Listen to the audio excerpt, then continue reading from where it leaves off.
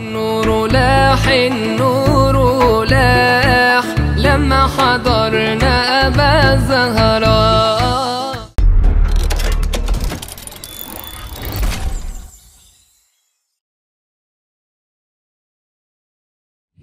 Bismillahirrahmanirrahim. Assalamualaikum warahmatullahi wabarakatuh. Ila hadratin Nabil Mustafa Muhammad Rasulillah sallallahu alaihi wasallam wa ala alihi wa ashabihi wa dzurriyyatihi wa azwajihi wa auladil kiram jami'a awliya'a minal masyriqi ilal maghribi bariha wa bahriha masyhuriha musturiha aina makanu sahibu hadzal kitab aman syarahahu wa likulli niyatin salihah wa ala ma nawabi salafuna salihun. Al-Fatihah. A'udzu billahi minasyaitonir rajim. Bismillahirrahmanirrahim. Alhamdulillahi rabbil alamin. Arrahmanir rahim. Maliki yaumiddin. Iyyaka na'budu wa iyyaka nasta'in. Ihdinas siratal mustaqim. Siratal ladzina an'amta 'alaihim ghairil maghdubi 'alaihim waladdallin. Amin. Bismillahirrahmanirrahim. Qala al-mu'allif rahimahullah ta'ala wa nafa'ana bihi wa bi'ulumihi wa bi'asrari fid dharain amin. Wa yanbaghi, dan sudah seharusnya ya, kitab Ta'limul Muta'allim li talibil ilmi, bagi para santri, para siswa, mahasiswa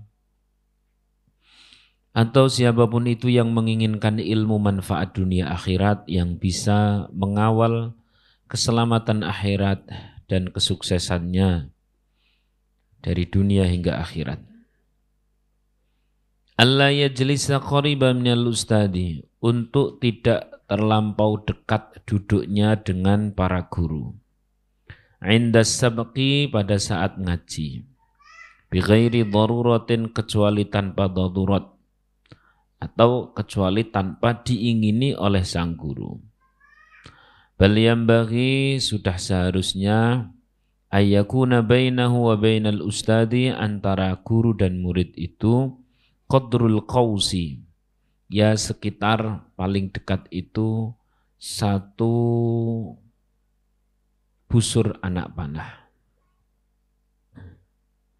Nah, jadi agak beda nek dong pas sampean musyawarah sama teman itu kan bisa sangat berdekatan, nempel dan sebagainya. Bahkan karo nek sing gojlok-gojlokan, kalau yang salah nanti dicelemongi pakai tinta itu loh. Nah, dulu itu di pondok itu biasanya pakai tinta atau mangsi buat pen tutul. Pernah dengar pen tutul ya? Pen, tapi tiap kali mau nulis itu ditutul dulu itu. Nah, pen tutul itu kadang-kadang baunya sedap banget. Nah, itu kalau pas lagi as'ilah atau tanya jawab kok ada teman yang tidak bisa, itu tidak pakai kapur, juga tidak pakai nggak pakai gandum, tapi itu pakainya pakai pen tutul. Jadi selain nanti wajahnya bisa jadi gelap, juga baunya yang menyengat. Nah, itu biasanya antar teman seperti itulah. Kalau antar nek dengan guru agak ada jarak. Fa innahu, karena hal itu aqrabu ila ta'dhim, lebih dekat dengan menghormati, menghargai dan sebagainya. Alhasil sebenarnya bukan hanya masalah kedekatan fisik, namun juga ada hal-hal lain yang kira-kira membuat secara akal saja seseorang sudah bisa nangkep ini menghormati, ini tidak menghormati, itu sudah bisa nangkep sebenarnya. Ya.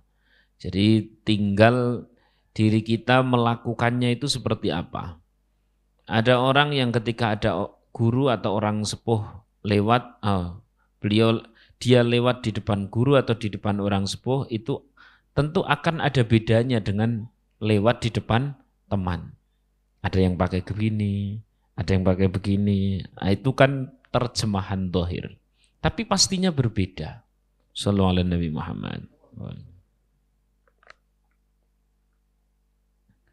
Wa yanbaghi li talibil ilmi, sudah seharusnya bagi para santri, para pencari ilmu, ayyahtariza 'anil akhlaqiz dzamimah, untuk senantiasa menghindari dari akhlak-akhlak yang tercela. Kenapa? Karena akhlak yang tercela itu fa innaha kilabun ma'nawiyatun. Karena akhlak yang tercela itu bagaikan anjing maknawi, anjing tapi secara maknawi. Waqad qala Rasulullah sallallahu alaihi wasallam, sesungguhnya Rasulullah sallallahu alaihi wasallam bersabda, la tadkhulul malaikatu baitan fihi suratun au kalbun. Malaikat tidak pernah akan masuk pada sebuah rumah yang di sana ada anjing. Nah, di sini yang kita bahas anjing itu adalah bernama akhlak yang buruk. Akhlak buruk itu contohnya adalah suka berbohong, ngambil barang milik orang, ya. Terus kemudian sombong, terus kemudian senang pamrih, pamer dan sebagainya. Itu namanya anjing secara maknawi. Lah, tubuh kita ini adalah rumah. Tubuh kita ini adalah rumah. Yang bila dihinggapi anjing-anjing maknawi itu, yakni berupa sombong, takabur, berupa suka berbohong, suka ngambil barang milik teman, ya, suka mencaci, memaki dan sebagainya, itu namanya anjing-anjing maknawi. Maka rumah yang bernama jasad kita ini tidak akan dimasuki apa tadi? Malaikat. Padahal setiap ilmu itu yang nganter pasti malaikat. Yang nganter pasti malaikat.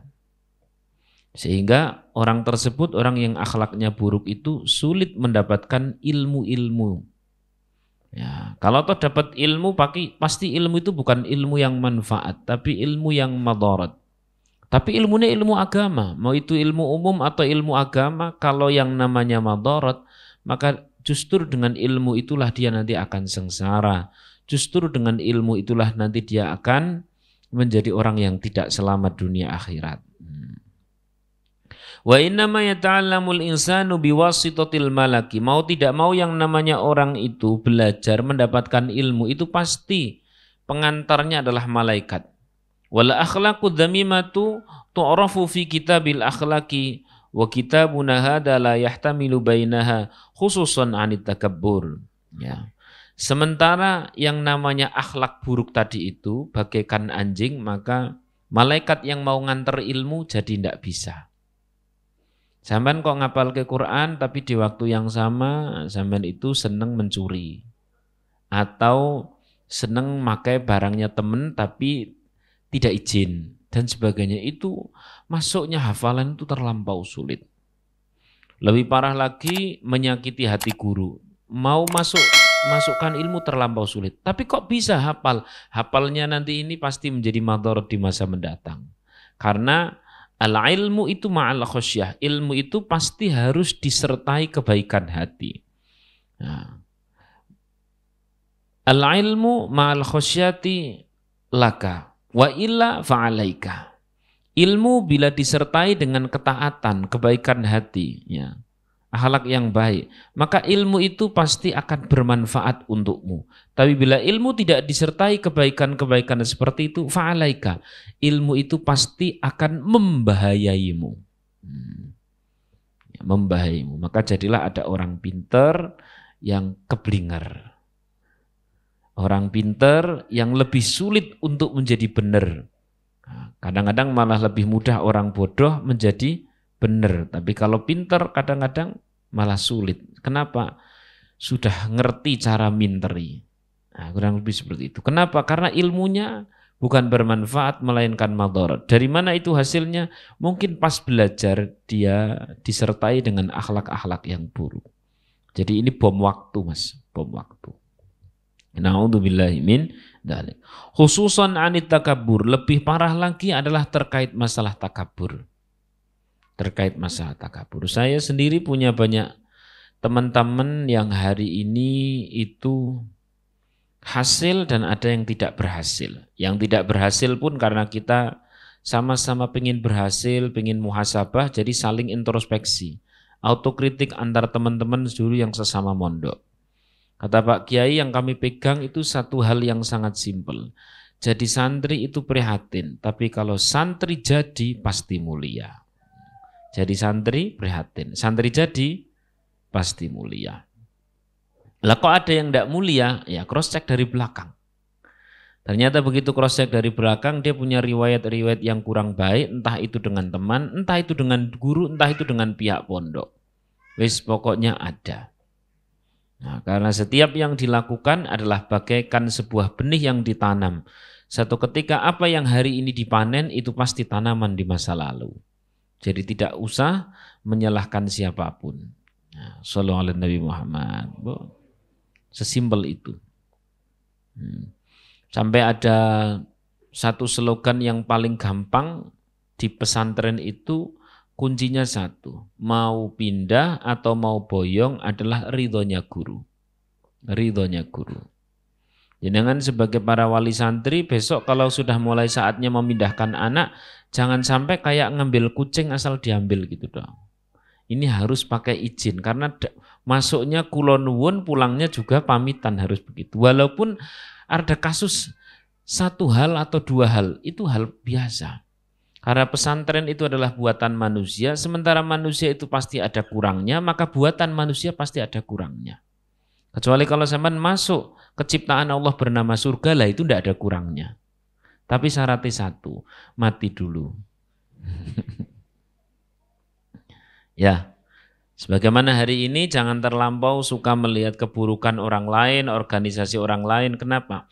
Organisasi itu sepanjang masih milik manusia ya pasti ada kurangnya, sebagai manusia pun punya kekurangan. Dan jangan sampai lupa, kita yang hari ini melihat kekurangan orang lain, kita pun manusia, bukan malaikat. Yang kalau orang lain lihat, kita pun punya kekurangan. Maka biasa-biasa saja.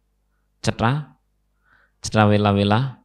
Nah, kalau kita harus membenci seseorang, maka bencinya biasa-biasa saja. Wong kadang-kadang yang kita benci kan juga bukan Abu Lahab yang secara dinas pasti akan buruk terus. Sebagaimana kalau kita cinta atau mendukung orang lain itu juga biasa-biasa saja. Nah, kalau zaman dahulu enak, yang didukung Nabi pasti benarnya, yang dimungsuhi Abu Lahab pasti salahnya.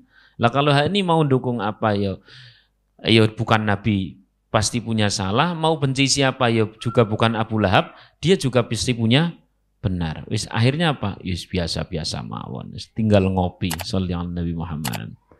Nah, saya tidak harus mencetakkan tapi jenengan paham. Wis. Kenapa? Karena yang terlalu itu nanti akan muncullah akhlak-akhlak zamimah, akhlak-akhlak yang buruk, yang terlalu seperti itu. Ukhruj,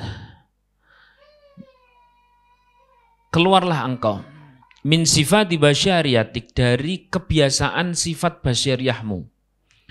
Basyariah itu sifat manusiawi. Ya, manusiawi. Karena setiap manusiawi yang berlebihan pasti akan menjadi syaitoni. Contoh, sampean marah, manusiawi enggak? Manusiawi. Manusiawi. Masa enggak marah sih? Misalkan calon sampean tiba-tiba diserobot sama teman, nah, marah. Sedih, manusiawi. Marah maupun sedih sama-sama manusiawi. Tapi apabila berlangsung terlalu lama, berlebih-lebihan, ini pasti jadi syaitoni. Syaitoni itu artinya tempat masuknya setan. Gampang nanti. Tempat masuknya setan. Tidur manusiawi enggak? Manusiawi. Tapi kalau tidur terus, lama-lama jadi syaitoni. Di rumah tidur, di sepeda motor tidur, di tempat pengajian tidur. Lah kok urip? Ngono kan. Jadi bangun tidur, tidur lagi. Bangun tidur, tidur lagi. Bangun tidur, oh ternyata saya masih hidup, tidur lagi. Biasanya jomblo yang begitu. Ada kalau bapak-bapak muda itu sudah jelas sekali. Ya Allah, begitu bangun ya Allah. Ini kemarin ada laporan Pampers habis. Susu anak juga habis. Dongane jelas. Ya Allah, berikan kepadaku rezeki yang mudah untuk nafkah keluarga. Jajal nek jomblo. Ya Allah, sing penting urip lah. Ngono. Ya, Mbak juga sama. Kalau jomblo itu ngenes wis pokoknya. Ngenes. Nah, sing sudah punya suami kan enak. Ya Allah, berikan kepada suamiku kemudahan rezeki. Pekerjaan yang halal. Kan enak tak? Jajal nek jomblo, ya Allah. Piye ya Allah? Ngono. Jadi Gusti Allah ditakoni. Saking-sakingnya takon karo kanca padha dene mumete. Dadi akhirnya takon, "Ya Allah, piye to ya Allah?" Lah piye? Gitu ya. Qila dikatakan al-ilmu harbun lil fatal muta'ali kasaili harbun lil makanil ali. Ya. Ilmu adalah musuh untuk orang-orang yang congak atau orang yang sombong. Sebagaimana banjir menjadi musuh bagi daratan atau mengancam daratan. Jadi sombong itu mengancam ilmu. Sebagaimana banjir mengancam daratan. Bisa menghabiskan semuanya. Begitu. Kalau sampean pernah nyantri, pernah ngaji dan sebagainya. Lalu kemudian begitu pulang langsung, aku tak balik, aku tak melu ngaji Kiai kono. Jajal ngetes Kiai kono ke ilmune sepiro. Nah, zaman kemudian pulang. Dari mana? Mesir atau dari mana? Begitu terus kemudian nyari kajian ngrungokke. Ora pati mutu. Ini persis seperti daratan yang terkena kebanjiran. Dia dalam bahaya. Dalam bahaya yang sangat berat. Maka walaupun sampean Mas sukses, entah dalam hal apapun, dalam masalah harta, gitu ya umpamanya. Jangan sampai lupa kepada orang-orang tua yang sesama pengusaha. Dengarkan dia, dengarkan beliau, merunduklah di hadapannya. Walaupun kaya ini sampean meh ngomong nang ati, "Pak, sampean wis ket biyen usaha tetep kere karo aku sugih aku." Jangan. Sedemikian pula sampean, ya. Saya ini mau ngaji di Magelang misalkan. Di Magelang. Rame di sana ngajinya, rame. Tapi saya yakin sekali, di tempat di mana saya ngaji, itu ada kiai-kiai yang sejak dari dulu banget ngajari seorang anak sampai anak itu dewasa. Sampai dia jadi bapak, sampai dia punya anak lagi, itu kiai masih ngajari alibata. Betul? Paham sampai sini? Sampai itu anak sudah jadi simbah. Ya, sampai itu anak jadi simbah. Sampai kemudian dia cucunya ngaji lagi. Itu masih kiai di sekitar situ. Lalu kemudian saya, dumeh misalnya di pamflet besar, saya langsung masuk ke Magelang di tempat saya. Terus kemudian anak-anak pada ngaji gemerutuk, ya Allah. Barangkali kiainya karena sudah sepuh, ya diam sajalah. Tapi saya sebagai anak muda tidak sopan banget begitu. Maka besok kalau saya mau ngaji, bukan besok sih, memang benar-benar Sabtu besok saya mau ngaji di Magelang begitu ya. Dapat undangan di Magelang dan rame itu. Saya sudah pasti bilang, tolong sebelum acara sowan-sowan dulu ke kiai-kiai samping. Nanti saya juga akan ikut sowan. Understand? Cetrawala-wala? Paham sampean? Kita ini anak muda, ketika di hadapan orang tua, kalau sampean bidangnya adalah ilmu sama orang tua, yang walaupun dia ngajari alibata, nek dihitung-hitung kita ini ngajar kayaknya banyak, kayaknya sudah mengislamkan. Kan baru kemarin, beliau itu jadi guru alibata sejak ada anak, sampai jadi remaja, sampai dewasa, sampai jadi bapak, dia punya anak, anaknya diajarkan kepada guru TP kita di itu, guru alibata tadi itu, sampai dia punya cucu, masih juga. Itulah kiai-kiai kampung, kiai-kiai desa. Lu begitu nang kono ngaji rame, melayu rono kabeh, diam beliau. Maka saya besok ke Magelang, sudah tak pastikan saya sowan ke kanan kemana dan sebagainya. Sallallahu alaihi Nabi Muhammad. Oh. Maka kalau sampai seorang pengusaha pun sama. Begitu masuk di komunitas pengusaha, sampai misalkan adalah pengusaha properti, pintunya tutup Mas Yunsewu. Pengusaha properti misalkan ya, pengusaha properti sampean sukses bisa bangun berapa unit, sebut berapa? 500 unit perumahan. Lalu kemudian di sana juga pengusaha properti seorang yang sudah sepuh, dia sudah melalang buana, ditanya lah Bapak berapa unit? Kecil Mas, ini dari dulu ya paling saya 5 unit, 10, 5 unit, 10. sampean sebagai anak muda tetap dengarkan. Jangan sampai ini lupa tak ajari wis tuwa kok cik 5 wae. Jangan. Gitu ya Mas ya. Insyaallah. Maka al-ilmu harbun lil fata. Fata itu artinya coba anak muda kan. Ilmu itu bisa menjadi bahaya bagi anak muda. Bila disertai apa tadi? Kesombongan. Salah satu kesombongan adalah tidak ngeregoni. Tidak ngeregoni orang-orang sepuh dan sebagainya. Nah, saya merantau di Semarang. Tapi ketika pulang ke Wonosobo dan ada pengajian di Wonosobo, saya pastikan saya datang kepada kiai-kiai sepuh yang ada di Wonosobo. Saya datang. Walaupun nek dihitung-hitung jujur barangkali mondoknya lebih lama saya, tapi tidak begitu caranya. Kita ini kan urusan bukan hanya di dunia tok, masih ada perjalanan akhirat yang sedemikian panjang. Coba sampean bayangke sampean sing dadi wong sepuh kaya ngopo Mas? Sampean dadi wong sepuh. Oke? Sampean sing dadi wong sepuh. Mulang anak-anak AA, baba itu butuh telaten atau banget butuh telaten? Sampai murid ini dewasa. Terus kemudian ini punya anak, ketemu maneh karo sampean. AA, bata. Irunge mirip karo bapakmu nang. Sampai ini jadi simbah, zaman masih AA, bata. Paling-paling cuman dapatnya apa? Nanti kalau pas sudah mau lebaran, sarung. Ya. Loh ini nyata ndak? Nyata. Sampean sebagai yang kiai kampung sepuh. Terus kemudian satu ketika ada orang datang, enggak tahu. Maka datanglah, sowanlah kepada orang sepuh, guru-guru sepuh. Kalau sampean ada di bidang masalah ilmu, saya bangun pondok, tanya sama yang biasa nyetiri saya, yang terutama Dangkit dan sebagainya. Begitu mau bangun pondok, itu kiai seluruh kampung sudah saya datangi semua. Datang. Untuk apa? Minta ridho. Walaupun ketika ditanya, jenengan dulu mondok di mana Mas? Saya dulu di sini. Wah Masya Allah, sampean luwih dhuwur kok mboten Pak Yai. Kula nyuwun donga, nyuwun ridhonipun teng mriki. Sallallahu alaihi Nabi Muhammad. Satu ketika sampean enggak usah sing tinggi-tinggi wis, sing simpel-simpel. Sampean ini kan ya wajah-wajah ahli Quran lah ya. Minimal abasa wa tawala yo hafal lah ya. Walaupun muter-muter.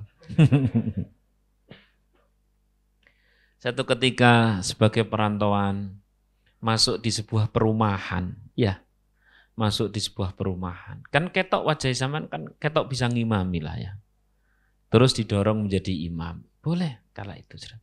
Tapi besok lagi zaman pastikan sowan ke kiai-kiai yang biasa jadi imam di situ. Datang, ala wis ora usah sing resmi-resmi, biasa saja seret datang. Wah, nyun sampun nggih, kula wingi niku kula nyun pangapunten kula didorong-dorong. Mboten napa-napa Mas, regenerasi. Biasanya kan gitu toh, senang. Tapi kita perlu datang. Kita sebagai anak muda itu jangan sampai sombong, tumeh wis luweh pinter, nom, punya sosmed, wah terus wah si Bani mboten gadah sosmed. Ya mesti ora duwe. Oh. Sallallahu alaihi Nabi Muhammad. Ya Allah. Gitu ya. Ya. Ya, walaupun sekedar sampean besok dong pas di Ramadan begitu jadi apa, Bilal atau apa dan sebagainya, hormati. Takmir itu Pak, takmir yang bangun masjid itu, dia bangun masjid, ya Allah, berat banget ya. Terutama yang ngawali-ngawali itu loh, namanya bubak, tahu bubak ya? Bubak itu apa? Babat masjid, babat alas. Ya babat alas benar maksudnya memulai. Itu kan ya berdarah-darah ya. Lalu kemudian kita datang ke situ jedul gitu terus dumeh suarane apik langsung dadi imam nyingkir ke imam-imam liyane. Ojo kok ngono. Walaupun mereka itu seolah-olah mendorong tapi perlu kita datang ke sana. Bawa donat, karena kalau bawa reneng wis ora kuat. Paham ya Mas ya? terkait akhlak-akhlak orang berilmu ini harus dipahami. Jangan gelap dengan kesuksesan kita sendiri. Saya ulangi, jangan gelap dengan kesuksesan kita sendiri. Karena itu juga belum tentu menolong akhirat kita. Yang kadang tentu menolong akhirat kita itu ya nek gelem nyelondo wong sepuh mau kuwi. Sallallahu ala Nabi Muhammad. Ya Allah. Sama mbak-mbak tiba-tiba bikin apa TPG atau rumah tahfidz atau apa dan sebagainya. Kanan kiri diketahui dulu mbak. Saya bikin rumah tahfidz Tafista itu sowan ke kiai-kiai semua dari golongan umat Islam jurusan manapun. Semuanya jurusan surga sih. Tapi sudah saya sowani. Dan sudah saya dengarkan nasihat-nasihatnya. Ya. Tentu yang namanya hubungan dengan manusia itu gampang. Pakai ilmu pindang. Ilmu pindang itu dagingnya dimakan, durinya disingkirkan, itu aja. Sampean kok hubungan sama teman, hubungan sama manusia ndak pakai ilmu pindang, angel. Tiba-tiba langsung, oh ayo wong apik mantep gitu. Langsung ditelan semua, ternyata terakhir keloloten. Walah tenane kok ngono. Nah, keloloten kan? Nah, bener lah. Atau mengira duri semua. Maka saya tidak bisa memanfaatkan apapun. Tidak bisa mengambil ilmu, tidak bisa mengambil kemanfaatan. Ya nasi ngicik loading. Kok no ilmu pindang tuh? Langsung. Gue pengen gampang nerangke aja muni bid'ah. Gitu ya. Baik. Cukup ya, ini ta'limul muta'alim. Al-Fatihah. A'udzubillahi minasyaitonirrajim. Bismillahirrahmanirrahim. Alhamdulillahirabbil alamin, rahmanir rahim, maliki yaumiddin. Iyyaka na'budu wa iyyaka nasta'in. Ihdinas siratal mustaqim. Siratal ladzina an'amta 'alaihim ghairil maghdubi 'alaihim waladdallin. Amin. Amin ya rabbal alamin.